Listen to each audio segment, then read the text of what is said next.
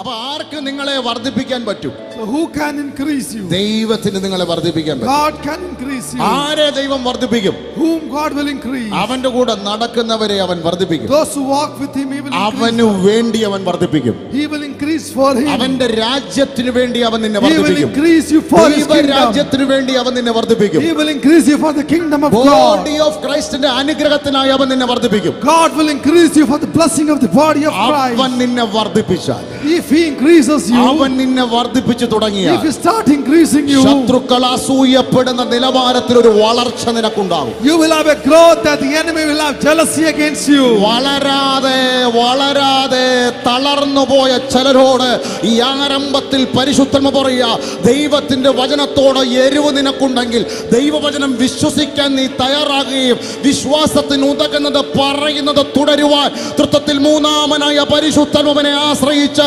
തുടരുവാൻ ആലരിയെ ഏൽപ്പിച്ചു കൊടുക്കുന്ന ആരെല്ലാം ഉണ്ടോ, മുരടിച്ചു തീർന്നു അറിയ കഴിഞ്ഞു എന്ന പിശാച് പല ആവർത്തി പല സാഹചര്യങ്ങൾ കാണിച്ച് പറയുന്ന ചില ആളുകളോട് ഇന്ന് പകൽക്കാലം ഒരു ദൂത് പറയുക, ദൈവത്തിന്റെ കൂടെ നടക്കുന്ന നിനക്ക് വേണ്ടി സകലവും സകലവും സകലവും നന്മയ്ക്കായി കൂടി വ്യാപരിക്കുന്ന ദിനങ്ങളും ദിനരാത്രങ്ങളും സംവത്സരങ്ങളും യേശുവിന്റെ നാമത്തിൽ ആഗതമാകാൻ പോകുന്നു. Those who are waiting upon the right time for God's hand to be revealed in your life, God's work to be revealed in them, days of turbulence are very near.